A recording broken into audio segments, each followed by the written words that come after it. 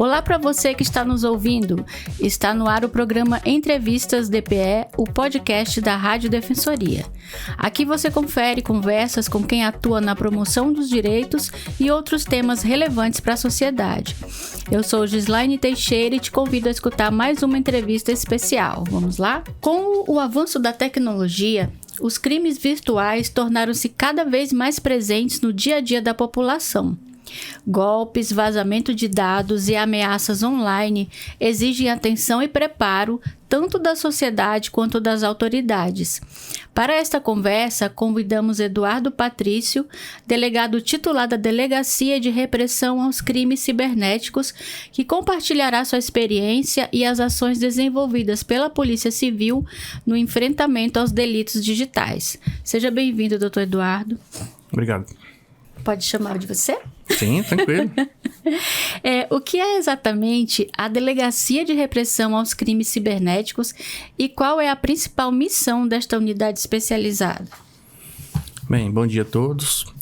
A Delegacia Especial de Repressão aos Crimes Cibernéticos é a unidade policial responsável por investigar os crimes cibernéticos ocorridos na cidade de Boa Vista.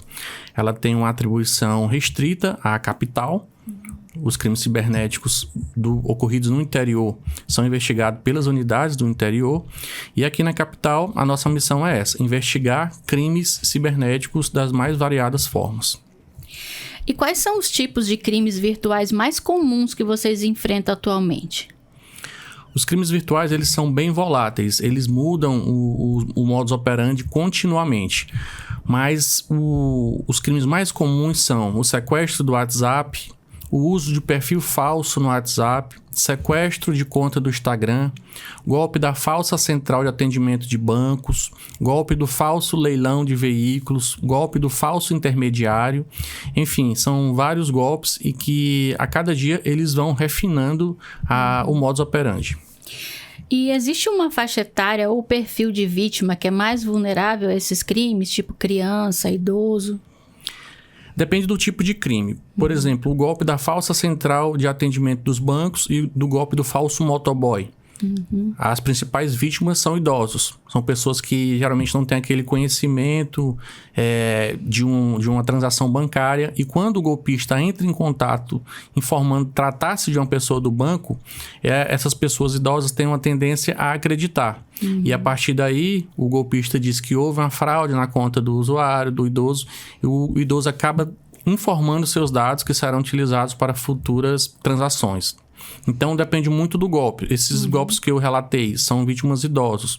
Golpes de envio de imagens íntimas, na verdade. As vítimas, a maioria desses casos, são adolescentes. Porque estão ali no começo da adolescência e acabam fazendo as fotos, né? Exato. Acaba se relacionando por meio virtual. Tem aquela prisão dentro de casa que os pais controlam, né? Mas quando está no ambiente virtual, o pai não costuma prender, não pode prender, porque ali ela está em contato com qualquer pessoa do mundo. E muitas das vezes acontece de começar um relacionamento virtual com outra pessoa e nesse relacionamento virtual acaba enviando fotos íntimas que posteriormente são usadas para divulgação e também para extorsão. Eu já vi casos de que o pessoal transforma, né, as fotos, por exemplo, de uma moça de biquíni, coloca ela como se fosse, né, para trabalhar com prostituição, né? Exatamente. Essas fotos que são enviadas, elas são utilizadas em aplicativos de relacionamentos como o Tinder. Às vezes são realizadas até montagens. A moça, por exemplo, encaminha uma foto com roupa e eles fazem montagem colocando aquela mesma foto sem roupa e utilizada em fóruns de deep web, na internet e até mesmo vendidas. E agora com a inteligência artificial... Exatamente. Com a inteligência artificial ficou mais fácil ainda. É só colocar a foto e pedir para retirar uma foto, colocando tirar a roupa, colocando a imagem de uma pessoa nua. Ao mesmo tempo já aparece a imagem dessa pessoa. E tem histórico de vítimas sendo crianças? Sim. É uma investigação bem sensível que a gente faz em parceria com a DPCA, Delegacia de Proteção à Criança e Adolescente, que tem a atribuição de investigar esses casos. e a Delegacia de Repressão aos Crimes Cibernéticos dá o apoio à DPCA no sentido de identificar os autores desses crimes. Uhum. E como que geralmente os criminosos se aproximam das vítimas? Tem uma porta de entrada mais comum, rede social? A porta de entrada mais comum é através de aplicativos de mensageria, como o WhatsApp e Telegram. Uhum. E também redes sociais como Facebook e Instagram. A abordagem é realizada por meio de envio de mensagens, no Instagram por meio de mensagem via direct, né? Uhum. Com aquela abordagem de começar um relacionamento, ou no caso do estelionato, a abordagem de uma falsa promoção, de uma falsa bonificação. Ou seja, o golpista ele sempre aborda as vítimas oferecendo alguma coisa boa. Uhum. E as pessoas acabam acreditando que aquilo se trata realmente de uma bonificação, de uma promoção, de um desconto e posteriormente sendo vítima de estelionato. Acabam caindo no golpe. Isso. E quais são os sinais que a população deve ficar atenta para evitar cair nesses golpes virtuais? Eu costumo dizer que para evitar ser vítima de golpes virtuais, tem que ser feita uma campanha de prevenção. Uhum. Não só a pessoa ir atrás de informações, mas o próprio governo mesmo realizar políticas de prevenção a fraudes virtuais, através de políticas públicas.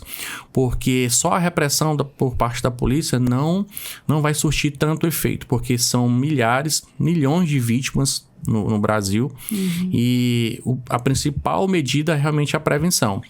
E buscar o conhecimento, realmente. Porque se você tem o conhecimento que determinada postura, determinado comportamento de uma pessoa que está conversando com você não é, por exemplo, uma prática de um banco. Uma pessoa vai entrar em contato com você, se passar pelo banco e pedir sua senha. Se você tem um conhecimento que banco nenhum, quando entra em contato com você, pede senha, você já não vai ser vítima desse crime. Uhum. Então, o crime acontece, principalmente o estelionato, porque as pessoas não têm o conhecimento de como funciona, como é o procedimento, por exemplo, dos bancos. E acabam fornecendo suas credenciais de acesso, autorizando dispositivos por falta de conhecimento. Então, o principal remédio para se prevenir de crimes cibernéticos é realmente o conhecimento. Eu quase caí num golpe no OLX. Eu coloquei um item para vender e aí recebi uma mensagem, né? Uma mensagem foi uma ligação dizendo que eu tinha que ler o código da mensagem. Era para clonar o WhatsApp, né? Eu só não caí porque o rapaz falou com muito erro de português. Aí eu desconfiei também, aí eu desliguei. Esse caso é muito comum. Ele é o sequestro do WhatsApp por meio da engenharia social. Uhum. Você faz uma postagem no LX e eles ficam monitorando o LX.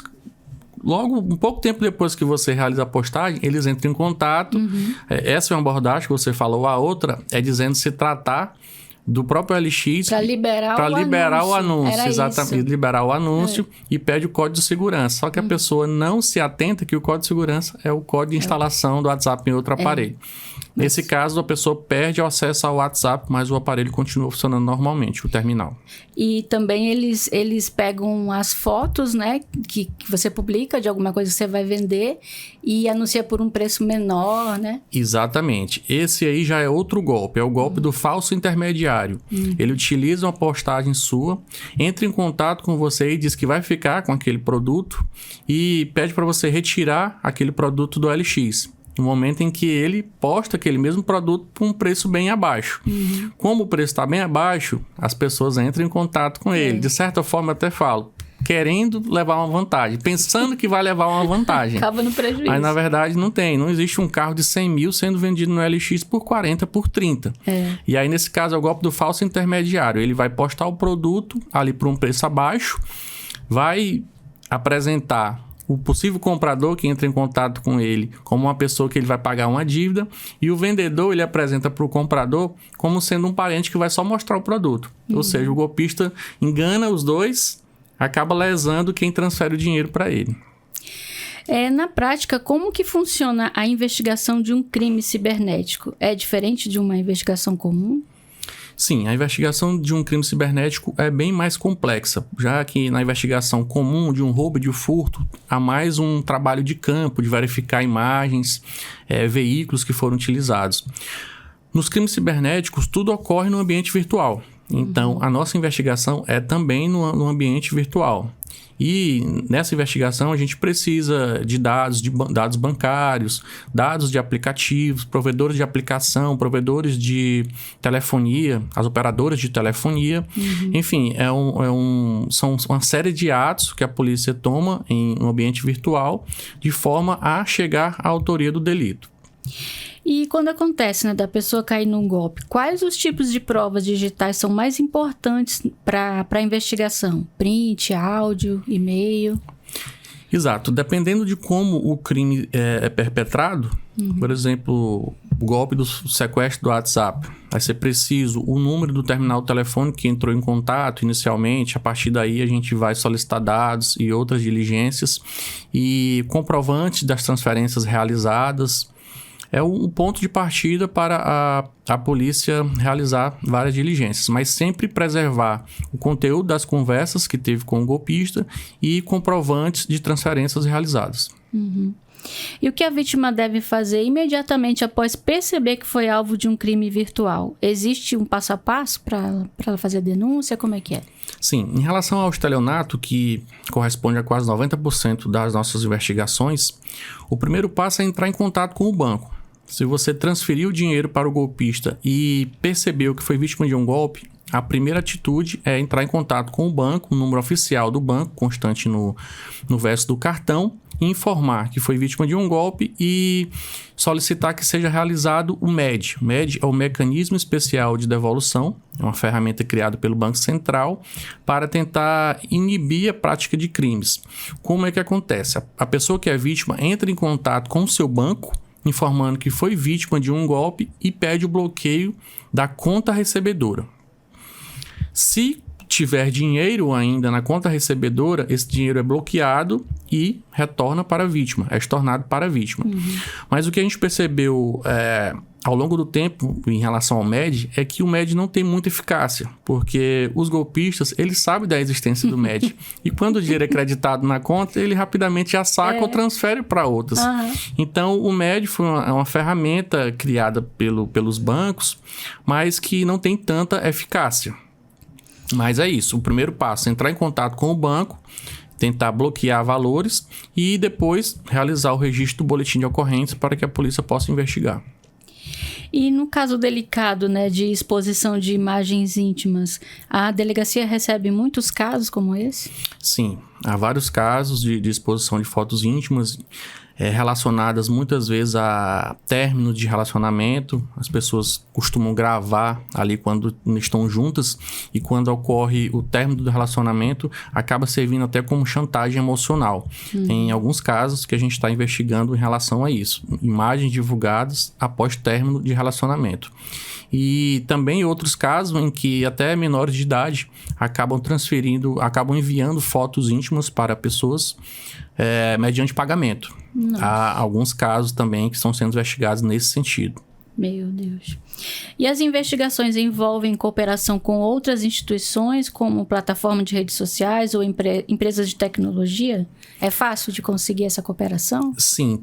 Toda a investigação de um crime cibernético conta com a colaboração dessas empresas, porque são através dessas operadoras de telefonia, provedores de aplicação, bancos, que a gente vai obter os dados de quem recebeu, por exemplo, o dinheiro de um estelionato. O provedor de aplicação vai informar de quem é aquela conta. Então, a investigação de crime cibernético conta com o apoio dessas instituições, dessas empresas. O senhor acredita que as leis brasileiras estão preparadas para lidar com a complexidade dos crimes digitais ou ainda precisa evoluir? Essa questão da legislação é um ponto muito polêmico, porque até em 2021 foi alterada o Código Penal e aumentou a pena do estelionato com fraude eletrônica, que hoje praticamente todos os estelionatos são com fraude eletrônica, são perpetrados por meio de ambiente virtual. Foi aumentar, a pena do estelionato simples é de 1 a 5 anos. A fraude eletrônica foi estabelecida a pena de 4 a 8. Mas o que se observou? Mesmo com o aumento de pena do estelionato, não houve diminuição dos crimes virtuais. Só houve o aumento.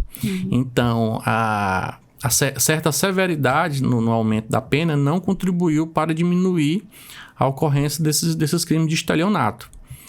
Então, por isso que a gente sempre fala, não é a legislação que vai inibir a prática de estelionato, o fato de você ser vítima, e sim a prevenção, é você ter conhecimento de como ocorrem os golpes, de como se proteger no ambiente virtual. O que eu relato muito é que houve uma expansão do acesso à internet, a redes sociais. E, por outro lado, não houve a preparação para as pessoas se inserirem nesse ambiente.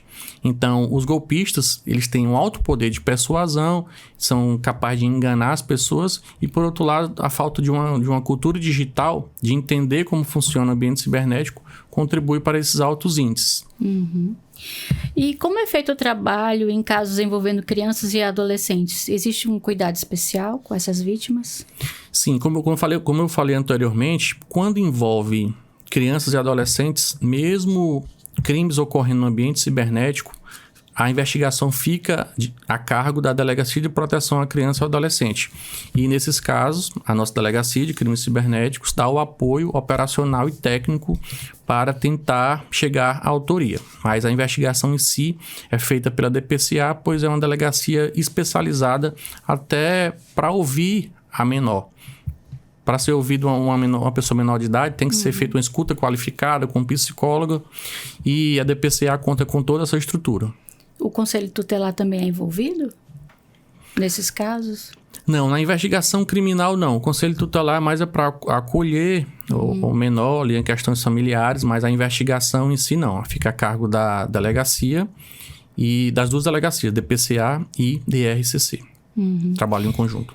E vocês têm parcerias com escolas ou outros órgãos para tratar dessa prevenção que o senhor fala que é tão importante? Sim, continuamente eu realizo palestras sobre prevenção a fraudes virtuais. Inclusive tem um projeto do Ministério Público organizado pelo Dr. Adriano Ávila, promotor de defesa do consumidor, que é o projeto Meu Dinheiro Blindado, em que ele fala sobre o superendividamento e eu sobre prevenção às fraudes virtuais. Esse é mais um projeto que ele desenvolveu e tem o apoio da Polícia Civil através da Delegacia de Crimes Cibernéticos, no sentido de prevenir os crimes virtuais e a pauta dele, o superendividamento. E sempre que a gente é convidado a escolas, rodas de conversas em alguns órgãos, a gente comparece para justamente tentar informar as pessoas de como se prevenir para não ser vítima de fraudes virtuais. E o pior que o senhor falou desse superendividamento, né? É que agora o pessoal tá jogando esses negócios que não são golpes, né? Mas acabam se prejudicando do mesmo jeito, né? Isso. O doutor Adriano, ele tem ele é um estudioso dessa área e ele tem índices bem alarmantes, até da própria população de Roraima. Segundo ele, 50% da população do estado está inadimplente. Meu Deus. E acredito que 70% é endividado, porque há uma diferença do conceito de endividado que tem uma dívida, né? Todos nós temos. Mas inadimplente é aquela pessoa que tem a dívida e não está pagando. Então, na pesquisa dele, constatou que 50%.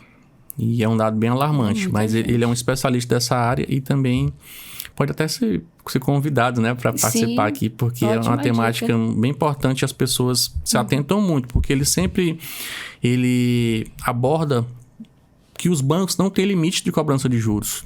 O banco pode cobrar o juro que quiser da pessoa. Por outro lado, se uma pessoa física pode emprestar para outra, mas tem um limite de juros. E os bancos não. Eles se utilizam de qualquer taxa de juros. E isso, ao longo do tempo, né, empréstimo de 96, 120 vezes, acaba gerando uma grande inadimplência. E no caso, se a população quiser fazer uma denúncia anônima de um crime cibernético, tem como fazer anônimo? Sim. Nós temos o canal de comunicação, o nosso e-mail, drcc@policiacivil.rr.gov.br, e também nosso telefone WhatsApp, que pode ser utilizado também para denúncias. Você pode falar o número? O número é o 959-8407-9030. E onde é que a delegacia está localizada fisicamente e o horário de atendimento ao público? Certo. A nossa delegacia fica na Avenida General Penha, Brasil, 730, bairro São Francisco. O horário de funcionamento de 7h30 a 1h30. É próximo à prefeitura? Isso, exatamente.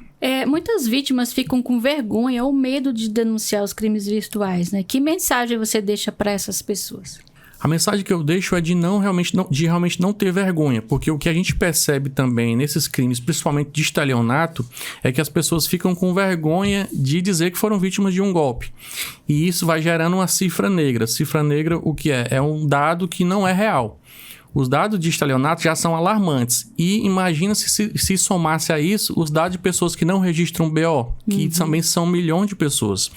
Tanto é que o crime de estelionato hoje ele é condicionado à representação. Isso, traduzindo, o que é que significa? Que a polícia só pode investigar se houver autorização da vítima. A vítima pode ter sido vítima de um estelionato e não registrar um BO. Isso a polícia não pode investigar. Só pode investigar se a pessoa registrar e assinar um termo de representação. Diferente de um crime de homicídio que a polícia tem que investigar, mesmo se não houver representação. O crime de estelionato hoje é investigado somente se a vítima autorizar por meio de representação. Então, realmente, se prevenir para não ser vítima, né? Através de várias medidas, e caso seja vítima, realmente procurar a delegacia para ser gerada uma investigação e tentar chegar à autoria desse delito. A gente está chegando no final da entrevista. Você quer deixar mais alguma orientação para a população? Sim, a orientação é sempre de prevenção, que eu sempre digo. Só a repressão não vai diminuir a prática de crimes cibernéticos, porque hoje a demanda é muito alta, são bilhões envolvidos, até trilhões de prejuízos causados no mundo inteiro. Então, a melhor forma de se prevenir é tomando conhecimento de como o crime acontece, como é a abordagem feita pelos golpistas. Já que não há uma política pública geralmente direcionada a isso, as pessoas têm que mesmo procurar, porque o conhecimento está na internet. Se ela se procurar como eu me protejo, como eu crio uma senha forte. Só um detalhe que eu lembrei agora, o banco de dados de senhas vazadas verificou que a senha mais utilizada no Brasil no ano de 2024 foi 123456. Esse dado demonstra claramente a falta de uma cultura digital. Se a pessoa descobrir o seu e-mail, facilmente ela vai entrar em qualquer conta sua, porque a senha é bastante fácil de quebrar. Então, a mensagem é de prevenção, é procurar o conhecimento e... Uso de antivírus também, né? Exatamente. Ferramentas mais modernas, como um antivírus, um firewall, inserir verificação em 2 etapas no WhatsApp e no Instagram. Com a verificação em 2 etapas, mesmo que o golpista tenha acesso à sua senha, ele não vai entrar na sua conta porque vai precisar de você autorizar. Do código de verificação criado no seu aplicativo. Então, é realmente a prevenção a melhor forma de inibir os crimes cibernéticos. Tá certo. Muito obrigada, doutor Eduardo, pelos esclarecimentos. E a gente vai ficando por aqui com mais um episódio do programa Entrevistas DPE. Se você gostou do conteúdo, compartilhe e mande para alguém que também vai se interessar. E continue acompanhando a programação da Rádio Defensoria. Obrigado pela sua companhia e até a próxima.